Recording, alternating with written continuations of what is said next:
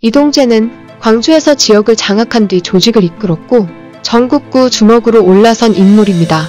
1970년에서 1980년대 전국을 떠들썩하게 했던 3대 패밀리가 있습니다. 그들은 호남 3대 패밀리로 불렸던 양은이파, 범서방파, 오비파가 바로 그들입니다.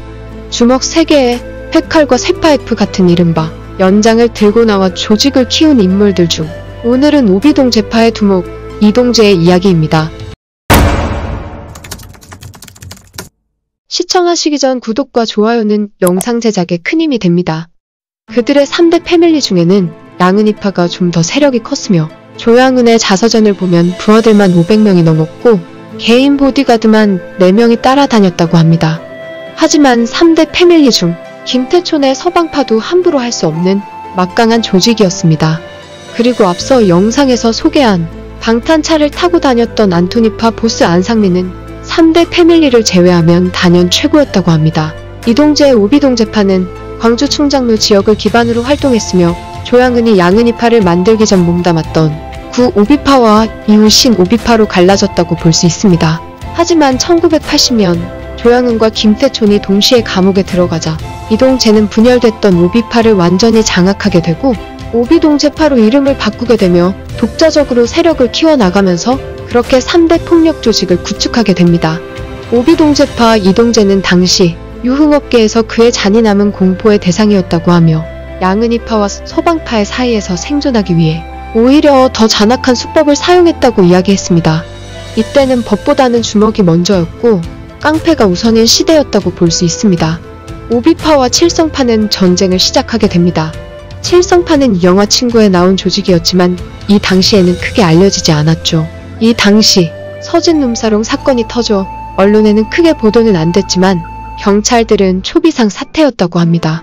오비파 이동재는 칠성파 두목 이강환에게 부산을 장악한다고 경고를 하며 조직을 없애라고 부하 5명을 칠성파로 보내게 됩니다.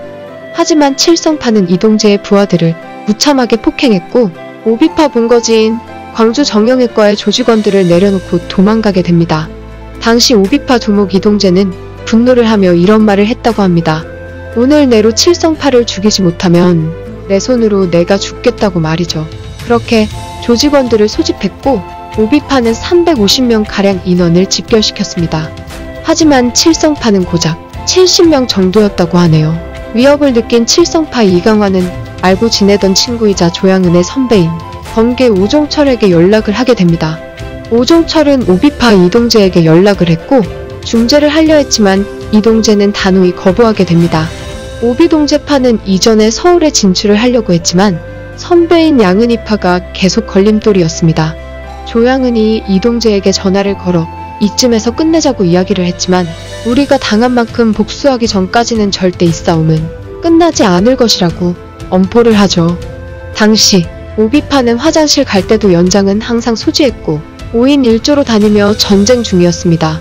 한때 조양은이 광주에 내려갈 때 형님이라 부르며 달려오던 이동재는 조직이 커져 유명해졌고 머리가 많이 커진 상태였습니다. 1988년 오비동제파의 두목 이동재는 서울 한 음식점에서 점심을 먹고 있었습니다. 조양은이 조직원 5명을 보냈고 이동재는 양은이파 조직원들에게 무참하게 다리를 린치당하게 됩니다. 그는 집중적으로 다리를 린치당했고 결국 불구가 됐다는 소문과 함께 사실상 주먹 세계에서 은퇴하게 되며 이듬해 미국으로 출국했고 그렇게 그는 조용히 사라졌습니다.